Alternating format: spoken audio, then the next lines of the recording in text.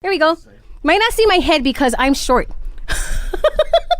How's that? Oh, very nice. Let's put it up So here. wonderful to be here. I can't believe I'm in actually the KAPA studio. You're so funny. You know, Pōmaikaʻi, what's really exciting is that I think years ago we had the privilege of airing that song you wrote for the Parker Ranch store. Parker Ranch Cowboy, yeah. Parker Ranch Cowboy, that was a hit. I've seen it done in hula many, many times. But today we are here because of your brand new CD. Now, question is, Jazz and I were going back and forth. Is it Pōmaikaʻi duets or is it just duets? Yeah. Good question. Because I was saying duets by Pōmaikaʻi. And he was like, no, I think it's Pōmaikaʻi duets. Yeah, Jazz was right. It's Pōmaikaʻi duets. Jazz was right. Jazz is always right. Pōmaikaʻi, you've recorded an amazing group of legendary people. Tell me how this came about. I tell you, 10 years ago, I had this conversation with my classmate, and I heard you mention his name the other day, like you never met him before. His name is Ocean Kawili. So me and Ocean went go to elementary school together, and about 10 years ago, I told Ocean, hey, you know what? Man, I really want to do this project, this duets project with all these people. That was 10 years ago. And then we talked, blah, blah, blah, went in one window, went out the other window. And then 2 years ago, exactly 2 years ago, this December, same conversation came up with him, and we've been playing music on and off for years.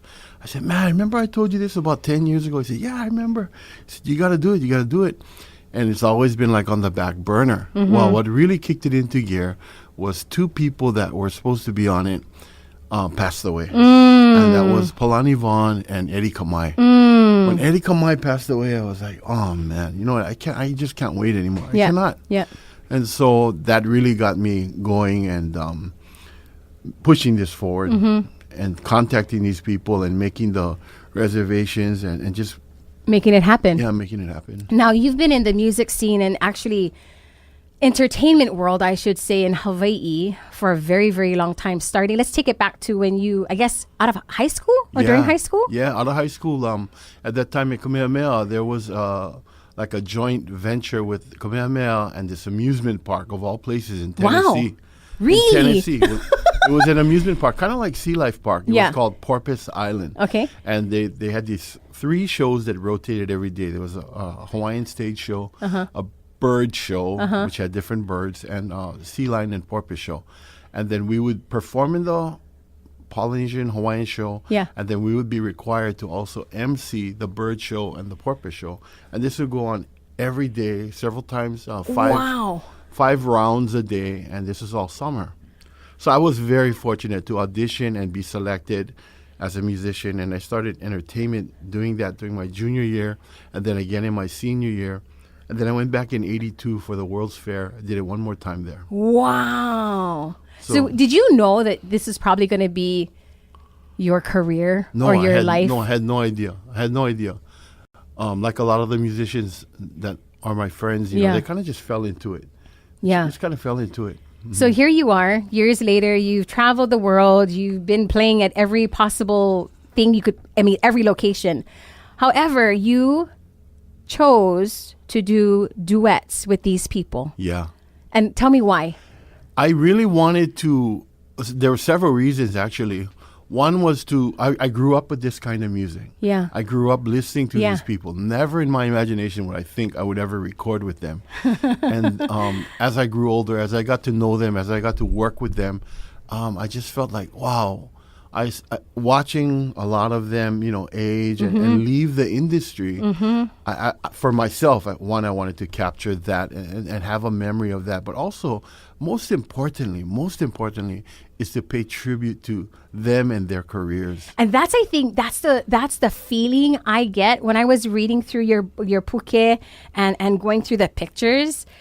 You got to get for those of you who are listening, you got to get the physical copy. You gotta. Because inside the physical copy is every single story of every single artist. You got it. To me, it's a masterpiece. This is a masterpiece. This is like Bishop Museum is going to have this with all these people in one. Totally. And you know what? I really have to send a shout out to Bill Wynn. Okay. Bill Wynn has a online radio show called Ho'olohe Ho Radio, and he wrote all those bios for me. I collected the beautiful. bios. I collected the bios, and I said, Bill, you got to do me a favor because he's a great writer. Yeah. I said, I need you to make all of these guys 150 words each. That's it. I know some are really long, Yeah. some are really short. Yeah. I said, all got to be the same because when Yeah. somebody reads it, Yeah. you cannot be reading 3 pages of one person Yeah. and 1 page. Yeah. Make them all. And he did incredibly. He did. I am going to say because it Incredible. makes you, when you read one, it makes you want to go to the next. Yeah. And it's not too long. Yeah. And it's to the point. Yeah. It makes you understand why this person was Yeah, chosen. exactly. Very exciting. So, speaking of the project, tell us a bit about the choice selection mele. Yeah. How did that come about? Almost all of them, I got to say maybe 98, 99% of them, I gave them the option. I said, you know what? I want to do this duets project. I'm really hoping you can do it. You have time Yeah. and you're available. What song would you like to do that you've never done? Maybe it's your favorite song. Maybe it's something you always wanted to do. You never recorded. And they chose all the songs. It was their selection. I worked with them on getting their keys that they wanted to do them in, Yeah. made the arrangement, Yeah. and this fabulous Kaʻea. So you arranged the songs. I arranged the songs, but this keyboard player, the piano player, Yeah, Dan yeah, Del Negro, yeah. was suggested to me by Dave Tusserone. Yeah. Unbelievable. Kaʻea. No, it's crazy. I made the arrangement, Yeah. gave him the chart, Yeah. one take. No way. One take. He said he'd Wow. record. He played the whole thing. He never seen the song, never knew the song, not even Hawaiian, never knew the song. Played the whole thing with no mistakes. What? Blown away. I was blown away. He was a perfect guy for this. Wow. That's like genius kind. Genius kind. Genius kind. So we have favorites like we did Auntie Marlene's Size, Haole Hula. You got Ocean singing Kamakani Kaʻili Aloha. All their selections, all their choices. And Uncle Danny. Aloha Oi. Aloha Oi. Yeah. Uncle Danny, you know what is so profound? When I was reading the mo'olelo of these artists, Uncle Danny, I didn't really know like what Uncle Danny did in his life to be where he's at. I just thought entertainment. Right. But when I read this and how long he was at the hotel. Yes. Their bios are incredible. I cannot it's believe. It's an insight into their lives. It is. And all it makes, in one place. All in one place. I mean, every single one has something to highlight, but I am going to highlight Uncle Reggie's. Oh, yeah. So I never knew. Uncle Reggie's one speaks about how he actually made his way into the music scene by just helping out the hula halau, and then eventually making his way to Kona. Right. And what's really cool is the fact that Uncle Reggie was asked by my mom, who was at a luau show, for come play music. Crazy. I mean, how everything comes around. I tell you, I went interview Reg, and I told Reg, hey, I need to know your bio. Oh, I don't like doing my bio. No, I need to know your bio because I can do this little thing. Yeah. So he says, okay, I worked here, there. Yeah. And then I worked for Sally Lyons. So boom, I hear the word Lyons. Yeah. Sally Lyons. So I said, oh, okay, I know must be related to Kaʻea. Yeah. And this morning he called me and I said, hey, by the way, I got to go see Kaʻea. Who is Sally Lyons? He said, that's her mother. It's a mother or the grandmother? Oh, no, that's her mom. Oh, I wish you knew Sally Lyons. She's so funny. She's so loving. It's when I read this, like tears came to my eyes because I remember my mom being at the Kona Inn with all Granny Hilda guys and all the aunties. And I remember them talking about this time. And then to have it written that she was the one that asked him to come play because he's not much older. He's not too old. And I remember, gosh, he must have been very young. Mm-hmm. Very, very young when mom asked him to come. Mm-hmm. And he made his way and now lives in Kona. Yeah. I give a lei to you, my dear. Aloha wau ia oe. One lei, one kiss, one love I miss.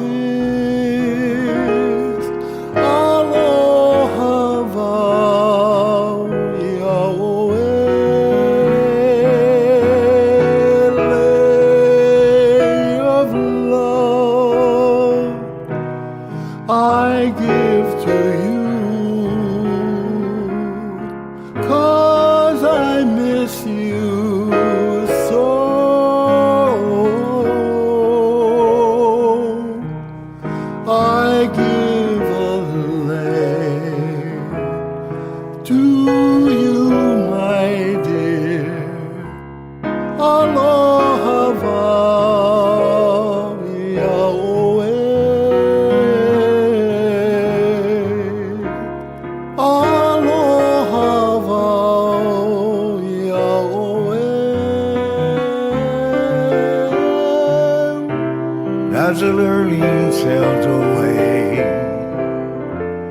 smiles your sweet and winsome way,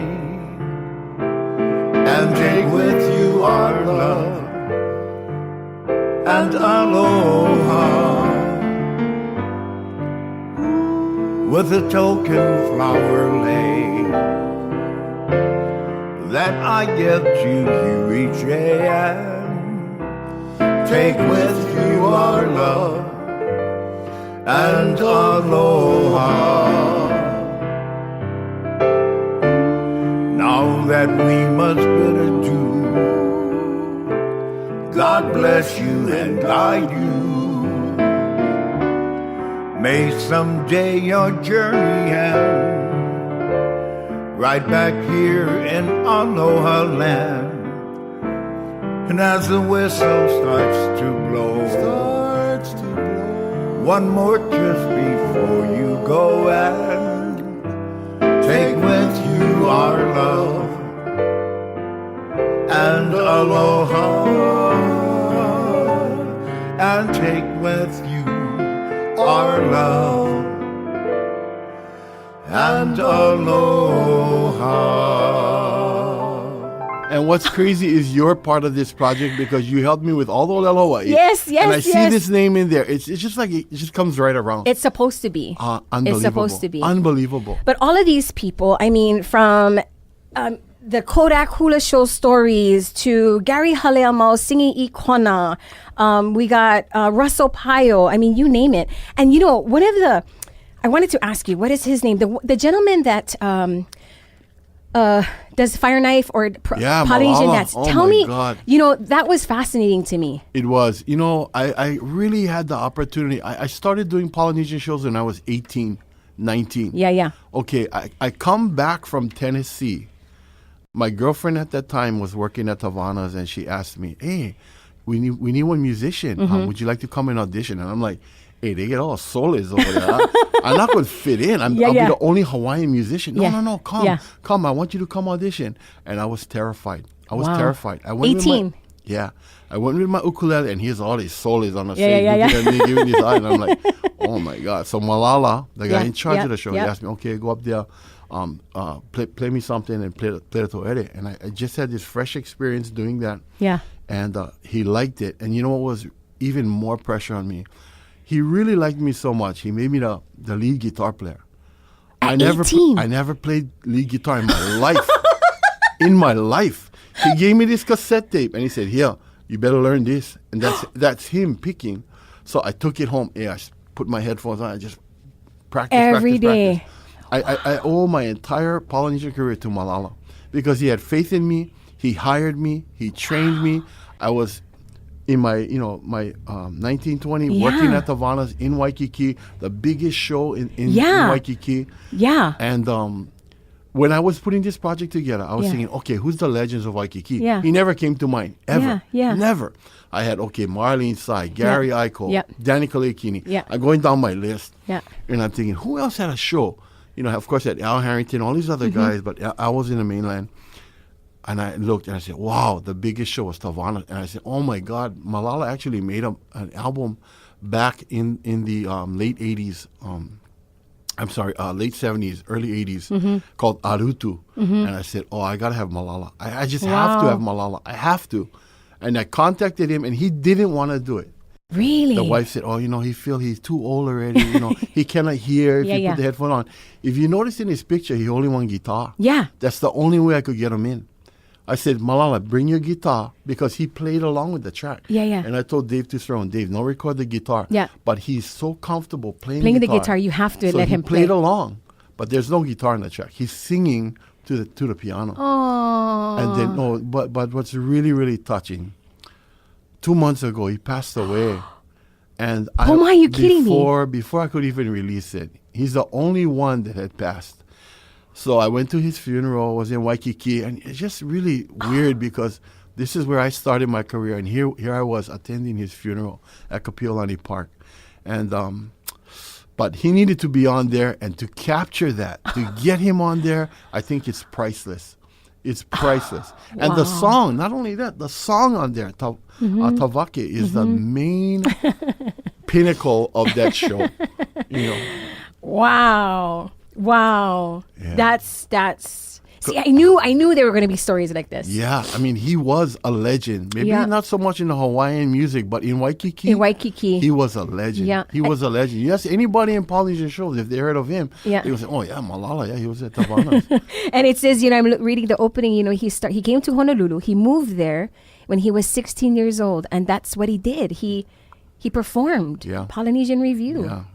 Amazing. Mm-hmm. You have, like you mentioned, amazing people, and I would say majority of them are kupuna. Yeah, yeah. They're that's kupuna why it had already. to be done. It had to be done. Wow. And a lot of them didn't want to do it. I mean, Auntie Pudgy was hesitant. Yeah. She said, I cannot sing anymore. Gary Aiko was the same way.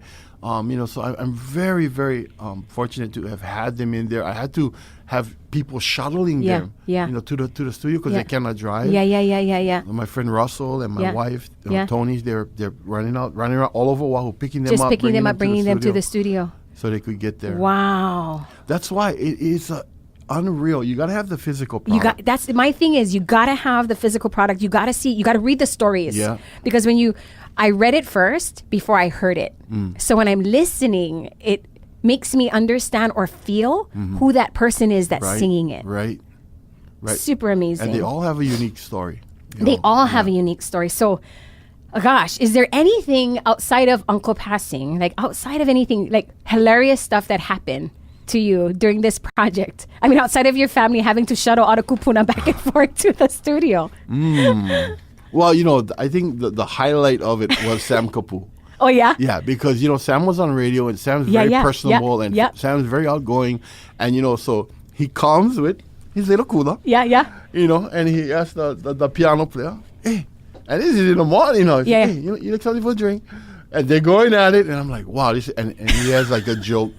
The whole time, he's just telling us jokes, cracking us up, and reliving his lifetime with us. Yeah. And, I worked with Sam at Paradise Cove for years, and having him on here too is so special. A loving, dear man, and I think that was the most fun. It was being back with him, getting to reconnect. And, And the realness, I think of you have somebody like Sam, and then you have the other kupuna who maybe are just a little bit hesitant, but you got them to participate. And now what's really crazy is that their kupuna or their mo'opuna will be able to have something. Yeah. You mentioned that, and Auntie Vehilani Ching, I'm not too sure how you're familiar with her, but she worked at Watertown with Kekua Fernandez and Ainsley Halemanu. They had a trio there in Watertown, and that's exactly how she felt.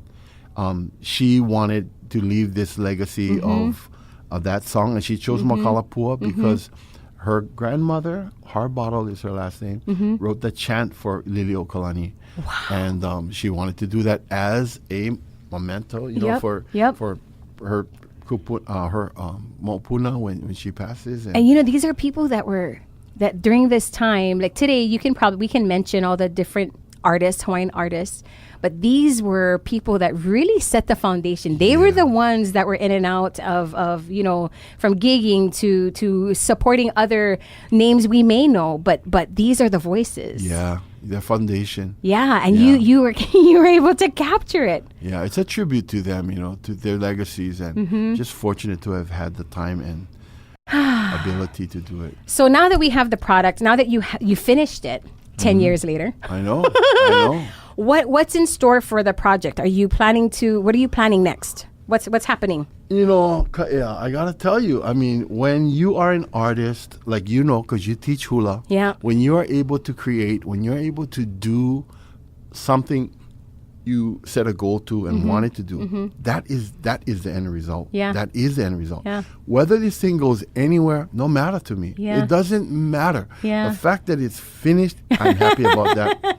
I am. I'm very, very happy. Because usually you get we're going to go on a tour, we're going to go here, we're going to go here, we're going to here. The intention is different. Yeah, totally different from the inception to now. But last week I got to go down. I passed out CDs, all gone already. Oh, right on. And right on. If I'm hoping that if they get recognized in some other ways by having their music played or remembered, that's plus, that's the cream, that's all extra. Yeah. But capturing this was the main focal point. I want to thank you for allowing me to be a part of it, and also for I think that again, when I read it, when I was going through the pictures and reading, like it just makes me appreciate where I am today. Like it just gave me a feeling of appreciation, because even though I work radio, I mean, yeah, I work radio, but I have the opportunity to share music. And today I feel grateful that I get to do that. Like I feel grateful that I may have not recorded them, but I get to allow people to listen to them. That's huge. And for me, I'm thinking, I don't know these people personally, but I get to share their music and their voices with this generation that will probably never meet them or see them or never. Right. Ever. Right. And we have it. And I'm so glad you were involved, because I know you must have felt rushed. Because, No, I mean, out of nowhere, seriously, I think in 2 weeks' time, I send you an email and say, hey, Kaʻea, can you check this Hawaiian stuff? Oh, yeah, send them to me. I send them to you. And I'm waiting. One day went by, 2 days went by. The printers are waiting. Where's this thing? Come on, get this to us. And then you send it back, and boom, it was just like, fast. in production. You know what's hilarious is when I read it, I went through when I opened the email, I saw the first couple copies and I went, oh, okay, I got to sit down and I got to open it up so I can read the thing. And I'm so glad that when I sat down, when I opened it up, and I had to print it because I wanted to see the pictures. And I was able to read every single story. It made me go back like 3, 4, 5 times because I wanted to make sure that person's write-up was perfect. Yeah.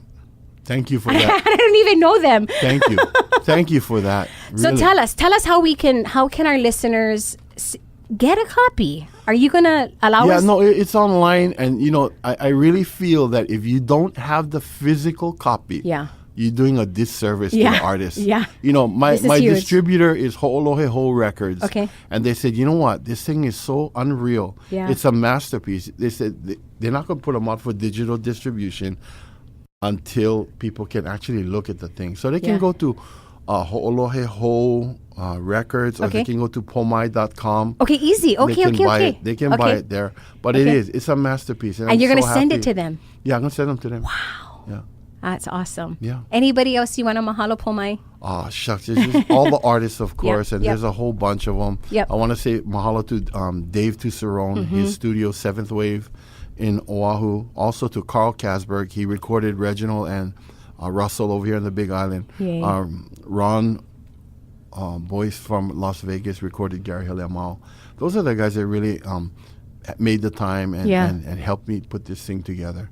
Wow. Yeah. Wow. Well, again, it's another KAPA Cafe. We're featuring Pōmaikaʻi Brown. Again, you got to get the CD, At the Piano with Legendary Friends, Pōmaikaʻi Duets. Pōmaikaʻi, thank you for joining us today. Mahalo, Kaʻea. Have a good day. I'm the one for whom she wears ginger blossoms in her hair. How I love you, Makahila Hila,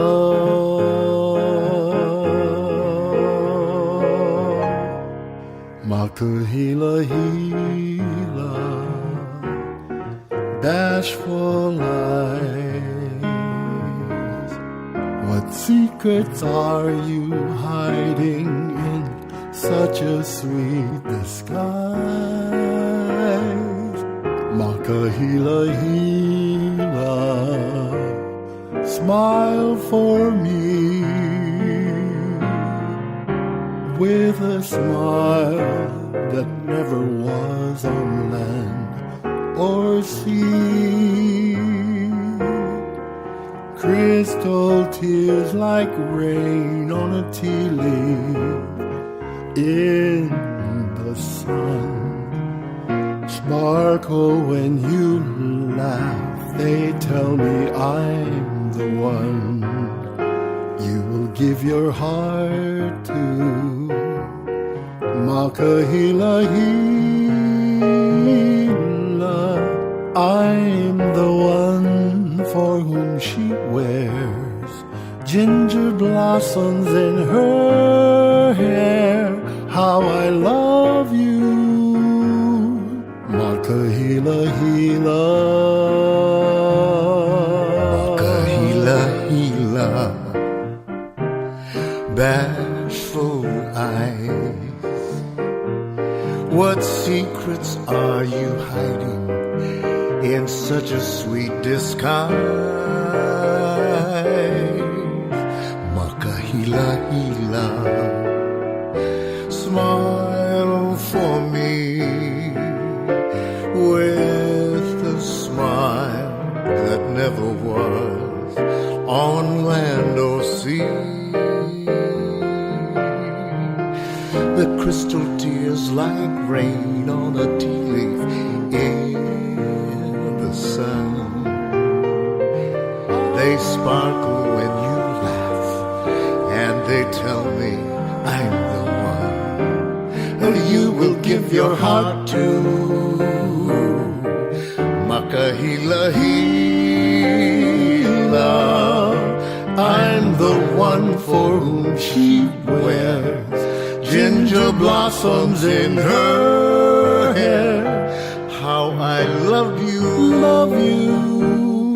Makahila-hila, bashful eyes. Makahila-hila, bashful eyes. Makahila-hila, bashful eyes. Makahila-hila, bashful